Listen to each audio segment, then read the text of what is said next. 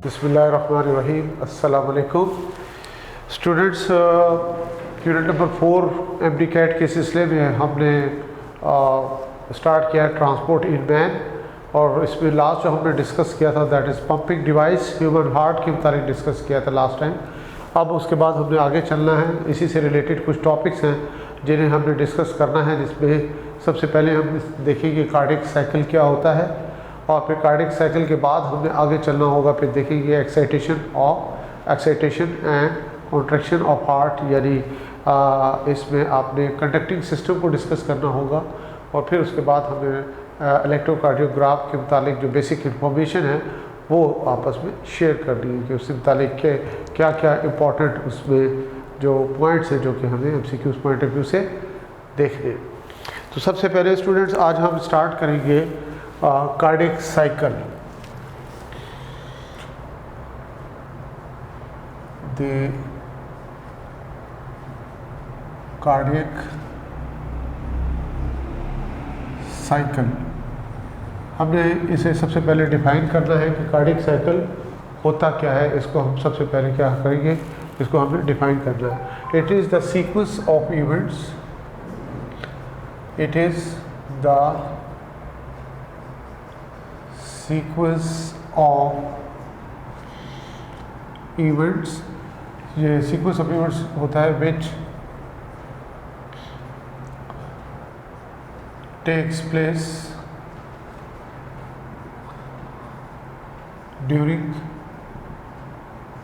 during the completion of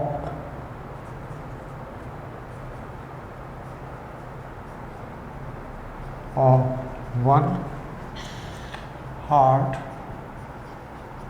beat. इसे हम क्या कहेंगे, कार्डियक साइकिल का नाम देते हैं। This is called what, cardiac cycle. इसी तरह से इसको हम एक और अंदाज से भी डिफाइन कर सकते हैं, और इस तरह से भी डिफाइन कर सकते हैं कि alternating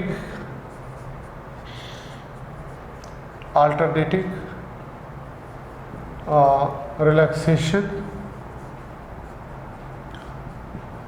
and contraction, alternating relaxation and contraction make up cardiac cycle. Alternating relaxation and contraction make up what, cardiac cycle। ये कार्डियक साइकिल बनाता है। तो स्टूडेंट्स ये तो आपको बताया गया कि क्या basically sequence of event, sequence क्या है, इसको हमने तरतीब से देखना है। तो सबसे पहले कुछ टर्मिनोलॉजीज हैं जिसके बारे में हमें पता होना चाहिए, ताकि हम उन टर्मिनोलॉजी को जब अप्लाई करें तो इजीली हम इसको समझ सकें कि कार्डियक साइकिल है क्या। दूसरी किस्म की टर्मिनोलॉजीज में जैसे मिसाल के तौर पर हम टर्म्स यूज़ करते हैं, डिफरेंट टाइप्स ऑफ टर्म्स हम यूज़ करेंगे। पहला इसमें हम टर्म स्टूडेंट्स बताते हैं सिस्टोल। सिस्टोल का क्या मतलब होगा, सिस्टोल का मतलब बच्चों होता है कॉन्ट्रैक्ट होने को हम क्या कहेंगे, सिस्टोल का नाम देंगे। इसी तरह से डायस्टोल क्या होगा, इसका मतलब क्या होगा, रिलैक्स। इसी तरह फिर हम एट्रियल सिस्टोल के बारे में जानेंगे। एट्रियल सिस्टोल क्या होगा, एट्रियल सिस्टोल स्टूडेंट्स याद रखना है कि एट्रियल सिस्टोल बेसिकली सिस्टोल है ना, तो सिस्टोल का मतलब क्या है, कॉन्ट्रैक्शन। तो इसका मतलब क्या होगा, इसका मतलब होगा कि contraction of atrial myocardium. Myocardium क्या है, मसल्स ऑफ द हार्ट, इसको मायोकार्डियम कहेंगे। यानी एट्रियल मायोकार्डियम का कॉन्ट्रैक्ट होने का हम क्या होगा कि क्या कहेंगे, एट्रियल सिस्टोल का नाम देंगे। इसी तरह से फिर आएगा एट्रियल डायस्टोल। क्या मतलब होगा स्टूडेंट इसका, ये याद रखना, इसके बिल्कुल opposite, relaxation of atrial myocardium. इसी तरह से स्टूडेंट्स फिर हमने वेंट्रिकल्स के बारे में बताना है कि वेंट्रिक्यूलर सिस्टोल, आप गैस कर सकते हैं क्या होगा। सिस्टोल का मतलब क्या होता है? कॉन्ट्रैक्ट होना। तो वेंट्रिकुलर सिस्टोल बेसिकली क्या होगा? Contraction of ventricular myocardium. Ventricles के जो हार्ट के वेंट्रिकल के जो मसल्स होंगे इनके कॉन्ट्रैक्ट होने को आप वेंट्रिकुलर सिस्टोल का नाम दोगे। इसी तरह से फिर क्या आ जाएगा आपके पास?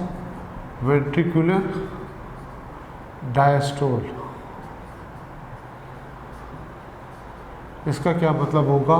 यानी डायस्टोल का मतलब क्या होता है? रिलैक्स। तो ये बेसिकली क्या होगा? Relaxation of ventricular myocardium. तो ये बेसिकली बेसिक टर्मिनोलॉजी आपको क्लियर हो। इसी तरह से एक और अहम चीज़ है जो आपको यहाँ पे पता होनी चाहिए कि जब वर्ड सिस्टोल और डायस्टोल जो है इस्तेमाल होता है बग़ैर किसी रेफरेंस के, यानी बग़ैर किसी रेफरेंस से मुराद स्पेसिफिक चैम्बर के रेफरेंस के बग़ैर अगर इस्तेमाल होता है तो फिर उसके लिए आपको मालूम हो कि फिर हम उस वक्त जो systole diastole without any reference of heart chamber use हो रहा है तो फिर उसे हम क्या कहेंगे? उसका मतलब होगा वेंट्रिकुलर सिस्टोल या फिर वेंट्रिकुलर डायस्टोल कहलाएगा। यानी हम कह रहे हैं कि व्हेन द वर्ड कौन से वर्ड? सिस्टोल और डायस्टोल। जब सिस्टोल और डायस्टोल जो है ये वर्ड जो है is used without any reference of specific chamber of heart, तो फिर उसके लिए देन फिर क्या होगा?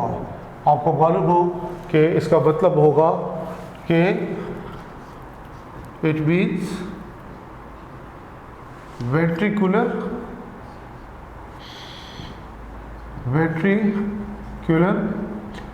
सिस्टोल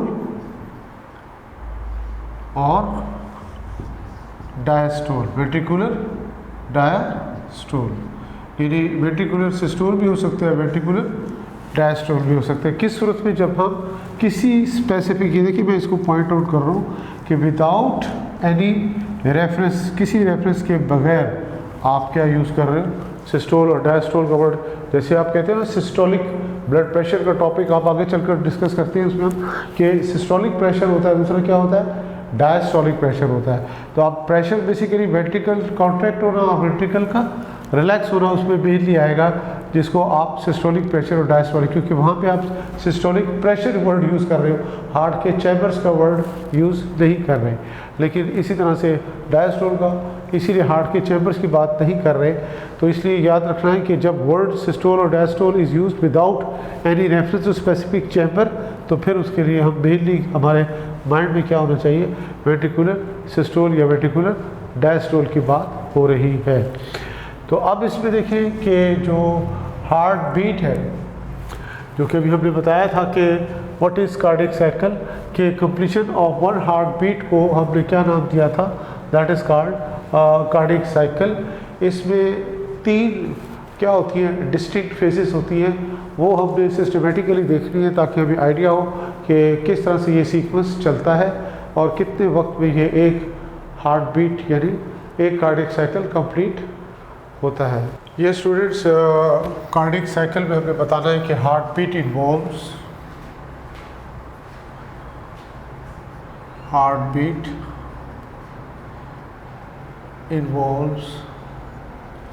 क्या है? इसमें इन्वॉल्व होती है 3 डिस्टिंक्ट फेजेस होती हैं इसकी,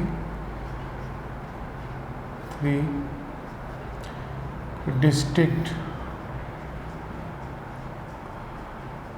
फेसेस हैं, इनको हमने वन बाय वन करके यहाँ पे डिस्कस करना है। तो सबसे पहले हमें ये बताना होगा कि रिलैक्सेशन फेज क्या होती है। Relaxation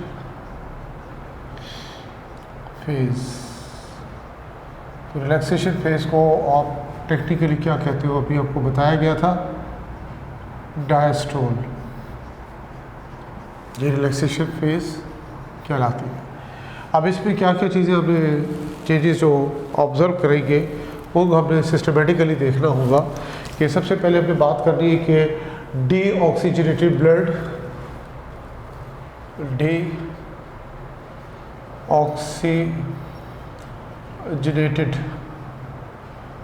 blood, deoxygenated blood enter होगा,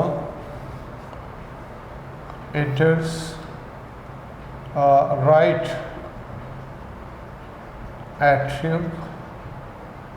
एट्रियम में दाखिल होगा। कौन सा ब्लड? Deoxygenated blood. किसके थ्रू होगा? Through vena cava. और इसी तरह से बच्चों हमने बताना होगा कि ऑक्सीजनेटेड ब्लड, ऑक्सीजनेटेड ब्लड। अब ऑक्सीजनेटेड ब्लड जो होगा, ये इसके बारे में आप क्या बताओगे? एंटर्स, ये राइट एट्रियम में था, तो ये किस में जाएगा? Left atrium. और किसके, आपको बताओ थ्रू, ये किसके थ्रू आएगा? थ्रू पल्मोनरी वेन्स के थ्रू। कहाँ से? लंग से। कौन सा ब्लड लेकर आता है? ऑक्सीजनेटेड ब्लड लेकर आता है। तो इसमें ये यहाँ पे भी हमने एरो के ज़रिए भी शो किया है, ये देख सकते हैं। ये क्या है? Superior vena cava, inferior vena cava. Deoxygenated blood किसके थ्रू? वेना केवा के थ्रू आ रहा है into this chamber is what? Right atrium of the heart. और इसी तरह से ऑक्सीजनेटेड ब्लड पल्मोनरी वेन्स के थ्रू आ रहा है into the left atrium of the heart में आ रहा है। तो ये दोनों एट्रियम में, एक में ऑक्सीजनेटेड ब्लड और दूसरे में डीऑक्सीजनेटेड ब्लड आ गया है। अब उसके बाद देखें कि नेक्स्ट हमें बताना होगा कि जो वॉल्स होती है स्टूडेंट्स किसकी? The walls of the atria and साथ साथ किसकी? वॉल्स ऑफ द वेंट्रिकल्स क्या होंगी? रिलैक्स होंगी।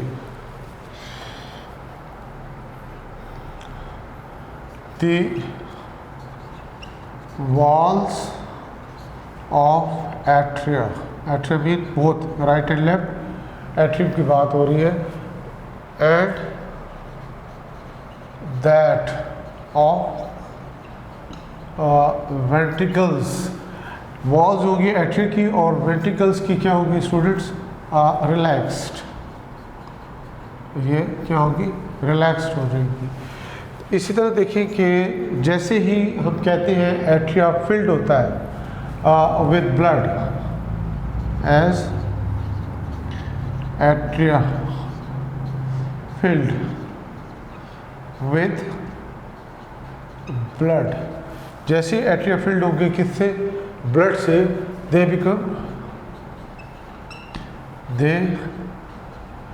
बिकम क्या हो जाएगी? ये डिस्टेंटेड, ये फैल जाएंगे। They become distanced and have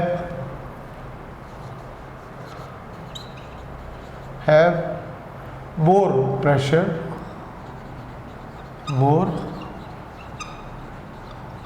और ज़्यादा प्रेशर होगा इसमें, ताकि क्या हो कि ये दे हैव मोर प्रेशर ज़्यादा होगा किसके मुकाबले में? देन वेंट्रिकल्स, किसके मुकाबले में? वेंट्रिकल्स के मुकाबले में।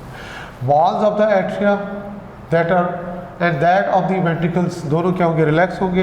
एट्रिया जब फिल हो जाएगा, दोनों एट्रिया में क्या होगा? ब्लड फिल हो जाएगा। तो फिर क्या होगा कि फिल होने के बाद दे बिकम डिस्टेंटेड, ये क्या होंगे? डिस्टेंट होंगे। और and have more pressure than ventricle, इनमें प्रेशर ज़्यादा होगा ब्लड का as compare to ventricles, ventricles के मुकाबले में। तो लिहाजा इसके बाद आपने क्या बताना है कि नेक्स्ट स्टेप क्या होगा कि रिलैक्स जो फेज़ होगी, रिलैक्स जो फेज़ होगी स्टूडेंट किसकी, हार्ट चैम्बर्स की, इसको ओवरऑल हम क्या कहेंगे, that is technically called what, इसको हम डायस्टोल का नाम देते हैं, ये डायस्टोल का नाम देते हैं। तो द रिलैक्स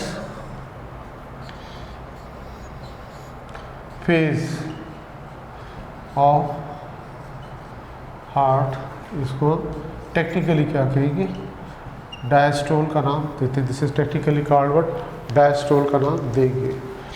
तो लिहाजा ये बेसिकली क्या है, रिलैक्सेशन फेज कहलाती है कि जब प्रेशर ज़्यादा होगा एट्रिया में तो ब्लड किस में आएगा, वेंट्रिकल्स की तरफ में, ये भी क्या होंगे, रिलैक्स होंगे।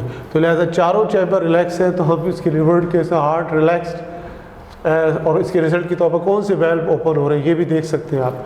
वेल्व कौन से ओपन हो रहे हैं स्टूडेंट्स, ये कौन से वेल्व हैं, they are tricuspid and bicuspid valve, इसमें क्या हो जाएंगे, ओपन होते हैं और ये ब्लड चारों चैम्बर्स में इस तरह से आ जाता है। तो ये भी आपको पॉइंट क्लियर होना चाहिए यहाँ पे। अब उसके बाद नेक्स्ट हमने क्या बताना है कि एट्रिया कॉन्ट्रैक्ट कैसे होते हैं, यानी एट्रियल सिस्टोल की तरफ आएंगे, यानी अब यहाँ पे हम क्या बताएंगे, एट्रिया कॉन्ट्रैक्ट होंगे और ब्लड डेफिनेटली किस में आएगा, इनटू द वेंट्रिकल्स में आना है। तो टेक्निकली हम उसे क्या कहेंगे, एट्रियल सिस्टोल का नाम देंगे। ये बेसिकली कौन सी फेज थी, दैट वाज रिलैक्सेशन फेज, जिसको हम टेक्निकली क्या कहते हैं, डायस्टोल का नाम देते हैं। एट्रियल कॉन्ट्रैक्शन,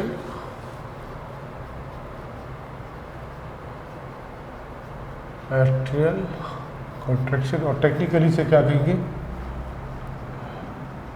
एट्रियल सिस्टोल का नाम इसको हमने देना है। इसमें क्या होगा बच्चों कि जब एट्रिया हमने बताया था कि व्हेन एट्रिया, जो एट्रिया से आप दोनों राइट और लेफ्ट एट्रिया की बात करते हैं, आर फिल्ड एंड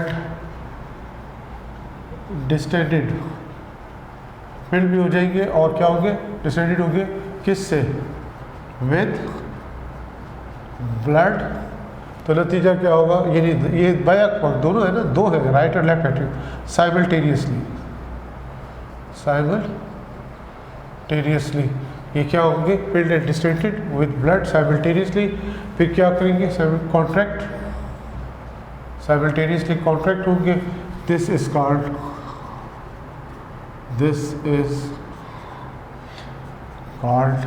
कॉन्ट्रैक्ट हो रही, क्या कहलाएगा, एट्रियल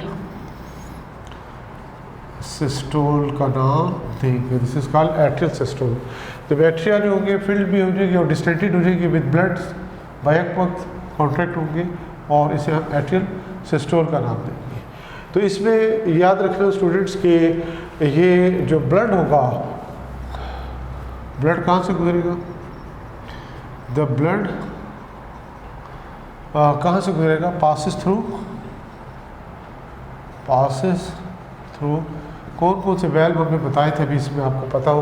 एक होता है इसमें ट्राइकस्पिड वेल्व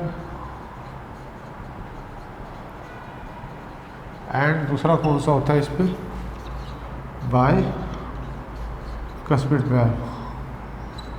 किससे गुजरेंगे, बाइकस्पिड और ट्राइकस्पिड वेल्व से, और किस में जाएंगे, इनटू द वेंट्रिकल्स, और ब्लड किस में आ जाएगा, इनटू द वेंट्रिकल्स आ जाएगा। तो यहाँ से ब्लड किस में आएगा, वेंट्रिकल्स में आ जाएगा। तो जो कि क्या होगी, विच रिलैक्स, ये क्या होंगे, रिलैक्स हो जाएंगे। तो इस तरह से ये इसको क्या कहेंगे, एट्रियल कॉन्ट्रैक्शन या एट्रियल सिस्टोल का नाम देंगे। This is called what, atrial systole. ये एट्रियल सिस्टोल कहलाता है। इस डायग्राम में जो बता रहे हैं कि ब्लड कहाँ से आता है, एट्रिया से इनटू द वेंट्रिकल, और ये इसके ट्राइकस्पिड बाइकस्पिड वेल्व ओपन हो जाते हैं। तो ये इसका सेकंड फेज आ गया। फिर उसके बाद स्टूडेंट थर्ड फेज बताना है हमने, वेंट्रिकुलर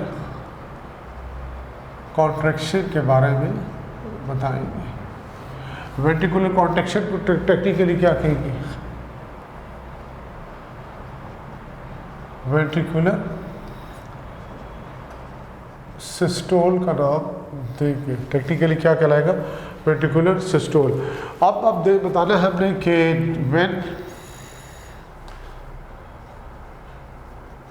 वेंट्रिकल्स रिसीव करेगा क्या चीज़? Blood from atria. यानी जब वेंट्रिकल्स रिसीव करते हैं ब्लड कहाँ से? फ्रॉम एट्रिया, तो फिर क्या होगा? Both ventricles contract, both ventricles क्या होंगे? कॉन्ट्रैक्ट होंगे, दोनों वेंट्रिकल कॉन्ट्रैक्ट होंगे वेरी एक साथ, फिर साइमल्टेनियसली बैक पग। एंड ब्लड फिर किस में होगा? And blood pump. आप अंदाज़ा लगा सकते हैं कि ब्लड कहाँ पे पंप्ड होगा। यहाँ पे आप क्वेश्चन मार्क भी आप डाल सकते हैं, कहाँ पे पंप्ड होगा? Definitely into the pulmonary arteries, pulmonary artery and aorta. कहाँ जाएगा ब्लड?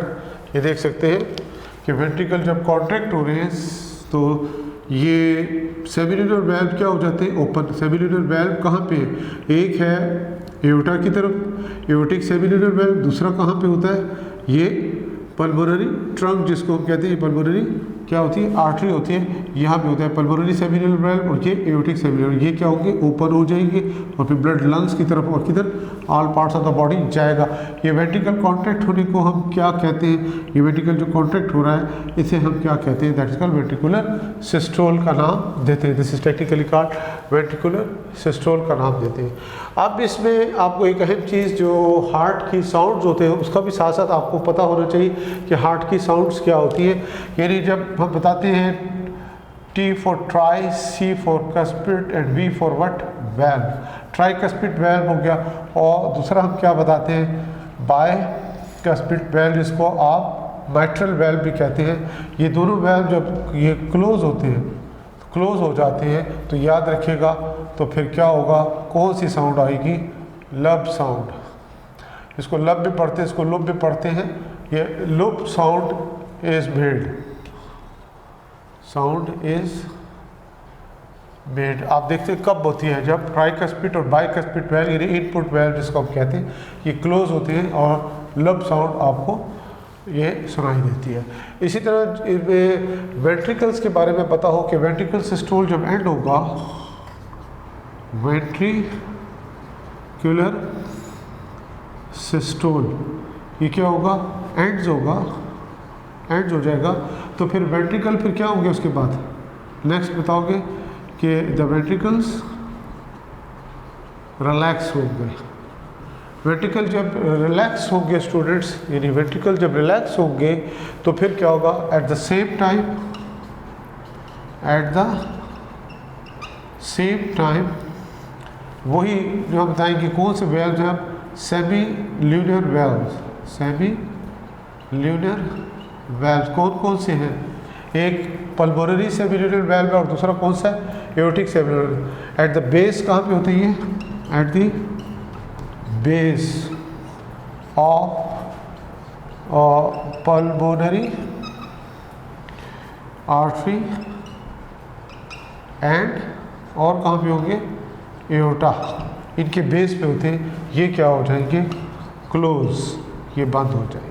और जब ये बंद होंगे तो ये आपको मालूम हो बैक पग बंद होते हैं, तो हम इसके लिए क्या कहेंगे? क्लोज साइमल्टेनियसली, साइमल्टेनियसली एक साथ बंद होंगे।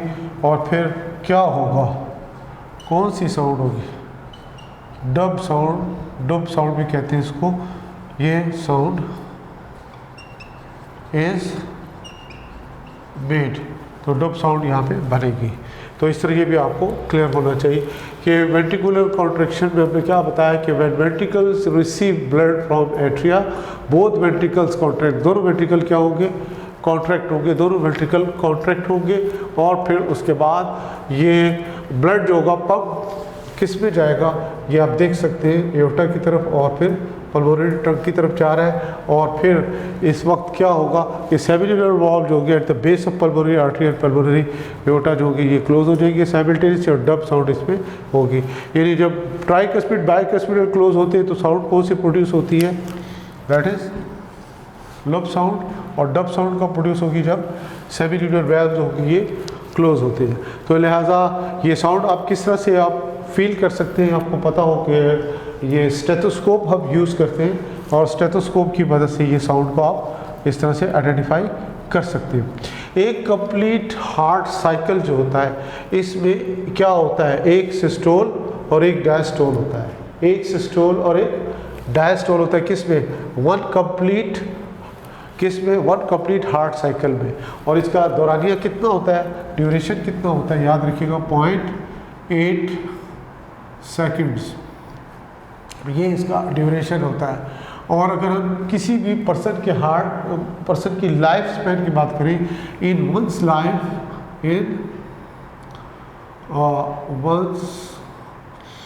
लाइफ हार्ट जो होता है कॉन्ट्रैक्ट्स अबाउट 2.5 बिलियन टाइम्स।